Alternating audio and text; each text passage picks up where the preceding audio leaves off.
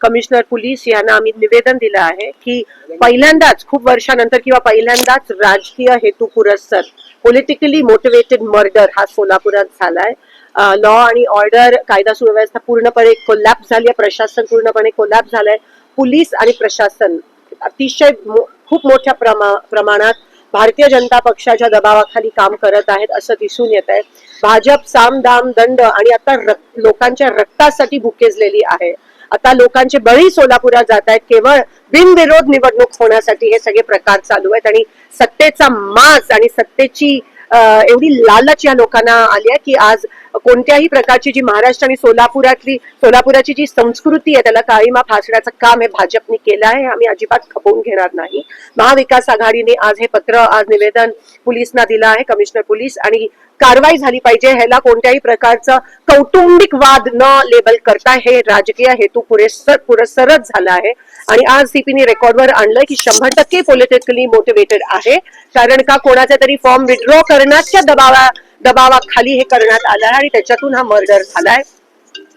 पोलिसांनी कारवाई केली पाहिजे, सीडीआर तपास झाली पाहिजे, जे कोणी दोषी आहेत त्यांना अटक झाली पाहिजे, एक स्पेशल कमिटी ह्यासाठी नेमली पाहिजे, हा आमचा आग्रह आहे. एवढंच नाही तर इलेक्शन होईपर्यंत ही इलेक्शन पारदर्शक झालं पाहिजे.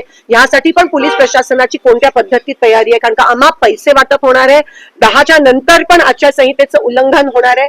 जे सत्ताधारी आहे त्यांना तुम्ही करायला देणार आणि आमच्यावर दबाव आणणार. जे तडीपारच्या नोटिसेस आहेत दोन्ही साईडला मिळाल्या पाहिजेत, गुन्हा दाखल हे दोन्ही साईडला झाले पाहिजेत, नाहीतर बिनविरोधच करा, आम्ही इलेक्शन मध्ये भाग घेणार नाही, अशी ताकीद आम्ही या ठिकाणी पोलीस कमिशनरना दिलेत. आणि कोणत्याही दबावाखाली न येता एक चांगले पोलीस ऑफिसर म्हणून तुम्ही काम करा. पोलीस प्रशासन अतिशय खूप मोठ्या प्रमाणात दबावाखाली दिसून येत आहे.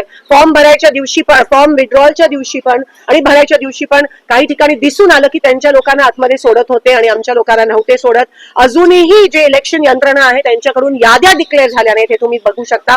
मुद्दामून विरोधी पक्षाचे काही कॅन्डिडेटची नावं पण या ठिकाणी यादीत येत नाहीयेत. हे पहिल्यांदाच गंभीर स्वरूपात असं झालं असेल आणि ह्याचा किती मोठ्या प्रमाणात दबाव आणि किती मोठ्या प्रमाणात तुम्ही लोकशाही आणि संविधानाची हत्या करताय. तुम्हाला कसली भीती आहे?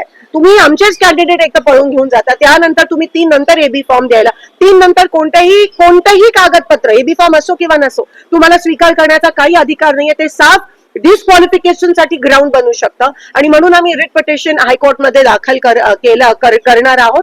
लीगल नोटीस देखील आम्ही पाठवतोय.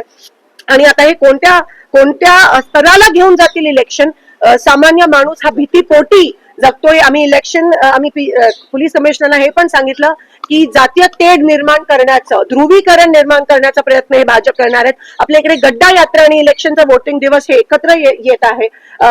हा लोक एवढे खालच्या पातळीला घसरलेत की सत्तासाठी रक्त या ठिकाणी लोकांचं घ्यायला तयार आहेत. आणि म्हणून ही काळीमा सोलापूरवर, हा कलंक नाही यायला पाहिजे. इथे आम्ही सुसंस्कृत आहोत आणि तुम्ही जे भाजपचे पदाधिकारी आहेत त्या पदाची काहीतरी लाज ठेवा. आमच्या सोलापूरचं वातावरण बिघडवू नका. पारदर्शक इलेक्शन झालं पाहिजे आणि लोकांचं खरंच जनमत कुठे हे त्या पद्धतीतच तुम्हाला दिसेल आणि त्या पद्धतीत हे इलेक्शन झालं पाहिजे, ही आमची मागणी आहे. उद्या सकाळी 10 ते 12 आम्ही बाबासाहेब आंबेडकरांच्या पुतळ्याच्या समोर शांततेत त्या ठिकाणी बसणार आहोत आणि जे होत आहे एकंदरीत आम्ही त्याचा विरोध काळी फीत लावून करणार आहोत. पोलीस कमिशनरना आम्ही ते ऑलरेडी सांगितलं आहे.